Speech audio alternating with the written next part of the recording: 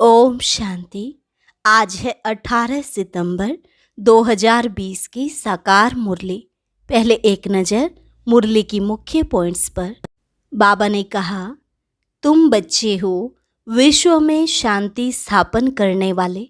अगर घर में ही अशांति करने वाले होंगे तो फिर विश्व में शांति कैसे करेंगे। जब अशांत होते हो तो शिव बाबा के पास आओ, वह तो हीरा है। वह झट तुमको युक्ति बताएंगे, ऐसे शांति हो सकती है। शांति का प्रबंध देंगे। यहाँ तो शांत बनने का पुरुषार्थ करना है। पूरा पुरुषार्थ नहीं करते तो फिर सजा खानी पड़ेगी। फिर बाबा ने कहा, मेरे साथ धर्मराज भी है। जब हिसाब किताब चुकतू होने का समय आएगा तो खूब मार खाएंगे।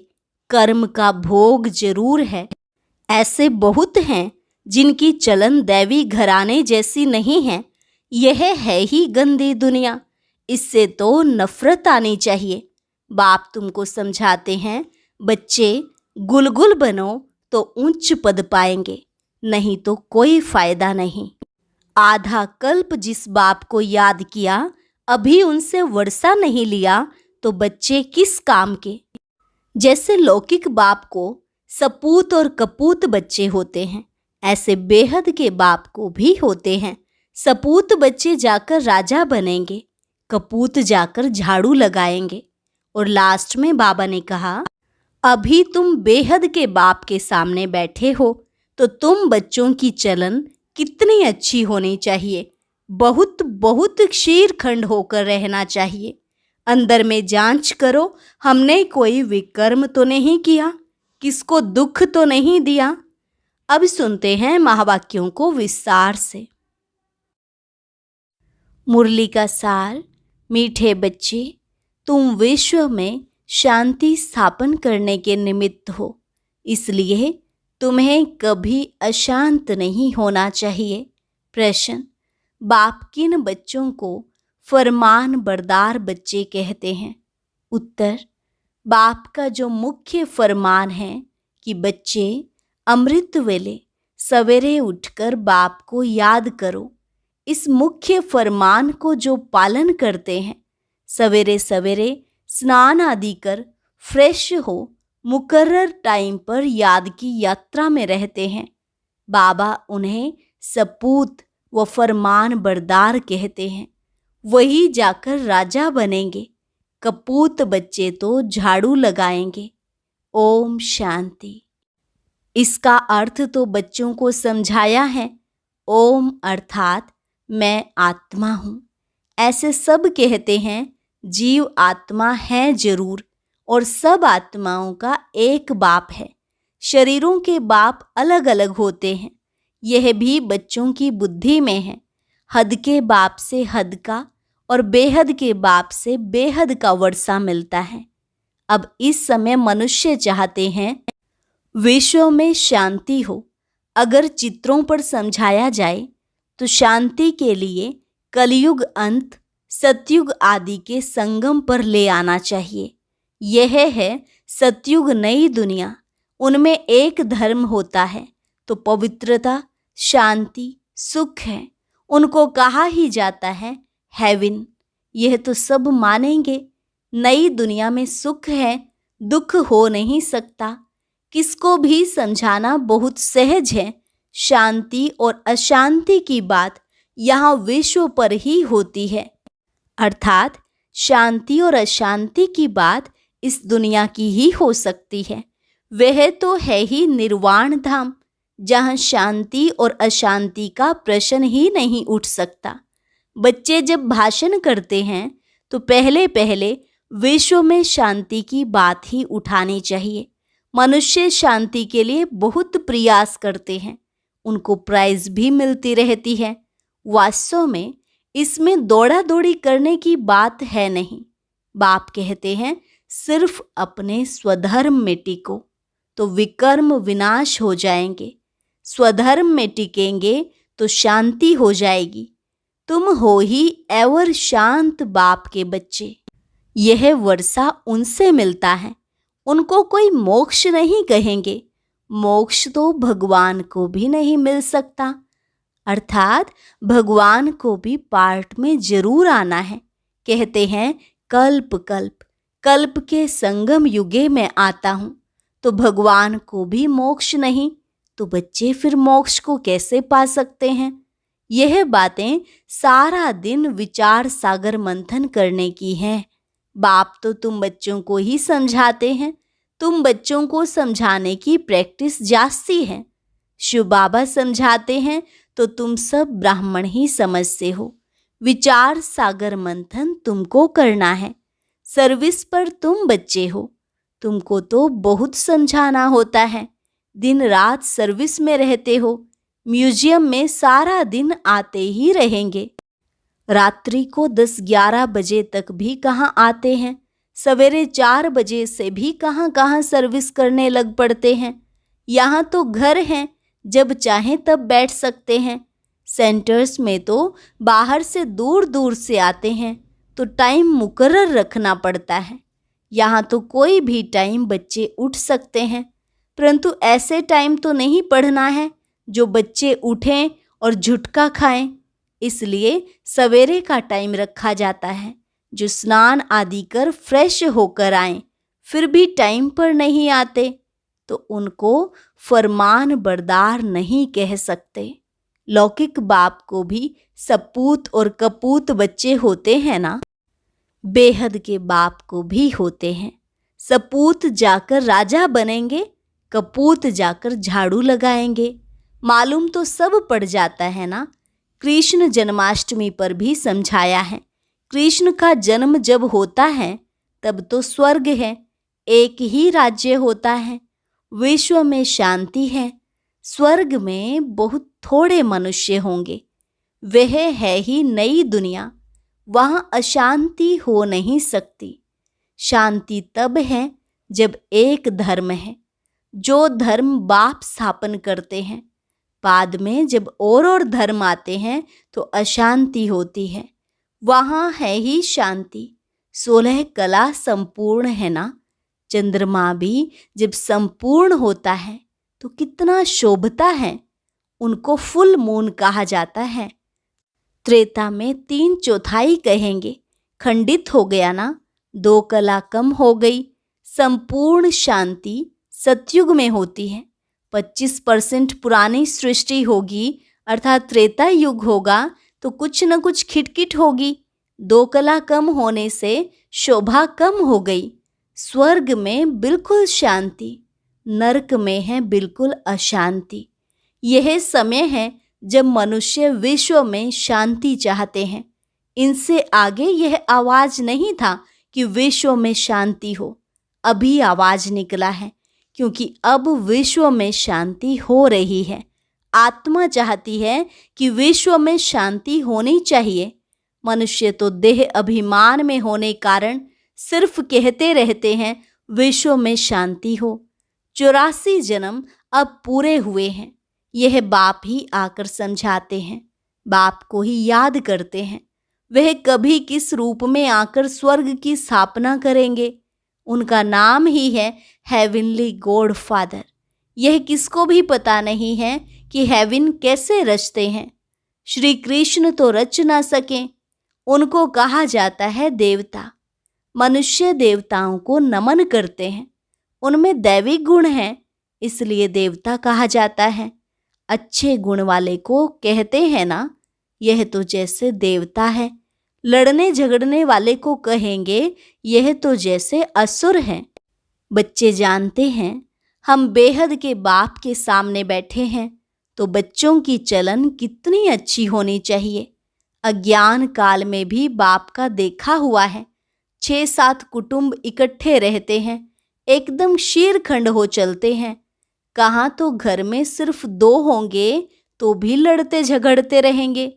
तो तुम हो ईश्वरीय संतान, बहुत बहुत शीरखंड हो रहना चाहिए। सतयुग में शीरखंड होते हैं, यहाँ शीरखंड होना तुम सीखते हो, तो बहुत प्यार से रहना चाहिए। बाप कहते हैं अंदर में जांच करो, हमने कोई विकर्म तो नहीं किया, किसको दुख तो नहीं दिया, ऐसे कोई बैठकर अपने को जांचते नहीं। यह बड़ी समझ की बात है। तुम बच्चे हो विश्व में शांति स्थापन करने वाले। अगर घर में ही अशांति करने वाले होंगे तो शांति फिर कैसे करेंगे? लौकिक बाप का बच्चा तंग करता है तो कहेंगे यह तो मुआ भला। कोई आदत पड़ जाती है तो पक्की हो जाती है। यह समझ नहीं रहती कि हम तो बेहद के बाप के बच्चे हैं। हमको तो विश्व में शांति स्थापन करनी है। शिव बाबा के बच्चे हो, अगर अशांत होते हो तो वह शिव बाबा के पास आओ। वह तो हीरा है। वो झट तुमको युक्ति बताएंगे, ऐसे शांति हो सकती है, शांति का प्रबंध देंगे। ऐसे बहुत हैं। चलन दैवी घराने जैसी नहीं है। तुम अब तैयार होते हो गुलगुल दुनिया में जाने। यह है ही गंदी दुनिया, वैशाल्य। इनसे तो नफरत आती है। विश्व में शांति होगी तो नई दुनिया में संगम पर हो नहीं सकती। यहाँ शांत बनने का पुरुषार्थ करते हैं। पूरा पुरुषार्थ नहीं करते तो फिर सजा खानी पड़ेगी। मेरे साथ तो धर्मराज है ना। जब हिसाब किताब चुकतू होने का समय आएगा तो खूब मार खाएंगे। कर्म का भोग जरूर है। बीमार होते हैं वह भी कर्म भोग है ना। बाप के ऊपर तो कोई नहीं है। समझाते हैं बच्चे, गुलगुल बनो तो ऊंच पद पाएंगे, नहीं तो कोई फायदा नहीं। भगवान बाप जिसको आधा कल्प याद किया, उनसे वर्षा नहीं लिया तो बच्चे किस काम के। परंतु ड्रामा अनुसार यह भी होना है जरूर। तो समझाने की युक्तियां बहुत हैं। विश्व में शांति तो सतयुग में थी, जहां इन लक्ष्मी नारायण का राज्य था। लड़ाई भी जरूर लगेगी क्योंकि अशांति है ना। कृष्ण फिर आएगा सतयुग में। कहते हैं कलयुग में देवताओं का परछाया नहीं पड़ सकता है। यह बातें तुम बच्चे ही अब सुन रहे हो। तुम जानते हो शिव बाबा हमको पढ़ाते हैं। धारणा करनी है, सारी आयु ही लग जाती है। कहते हैं ना, सारी आयु समझाया है फिर भी समझते नहीं है। बेहद का बाप कहते हैं पहले पहले मुख्य चीज तो समझाओ। ज्ञान अलग है और भक्ति अलग चीज है। आधा कल्प है दिन, आधा कल्प है रात। शास्त्रों में कल्प की आयु ही उल्टी लिख दी है, तो आधा आधा भी हो नहीं सकते। तुम्हारे में कोई शास्त्र आदि पढ़े हुए नहीं हैं तो अच्छे हैं। पढ़े हुए होंगे तो संशय उठाएंगे, प्रश्न पूछते रहेंगे। वास्तव में जब वानप्रस्थ अवस्था होती है तब भगवान को याद करते हैं, कोई न कोई की मत से। फिर जैसे गुरु सिखलाएंगे, भक्ति भी सिखलाते हैं। ऐसे कोई नहीं जो भक्ति ना सिखलाएं। उनमें भक्ति की ताकत है, तब तो इतने फॉलोअर्स बनते हैं। फॉलोअर्स को भक्त पुजारी कहेंगे। यहाँ सब हैं पुजारी, वहाँ पुजारी कोई होता नहीं। अर्थात सतयुग में कोई पुजारी नहीं होता, पूज्य ही रहते हैं। भगवान भी कभी पुजारी नहीं बनता। अनेक पॉइंट समझाई जाती हैं। धीरे धीरे तुम बच्चों में भी समझाने की ताकत आती जाएगी।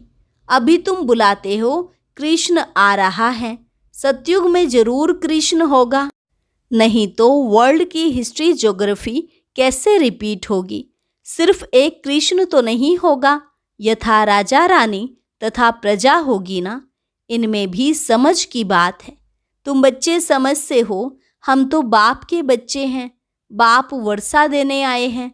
स्वर्ग में तो सभी नहीं आएंगे, न त्रेता में सब आ सकते हैं।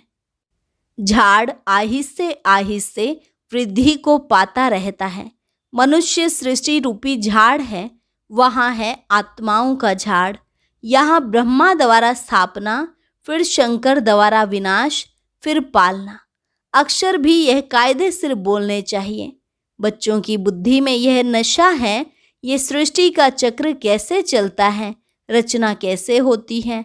अब नई छोटी रचना है ना।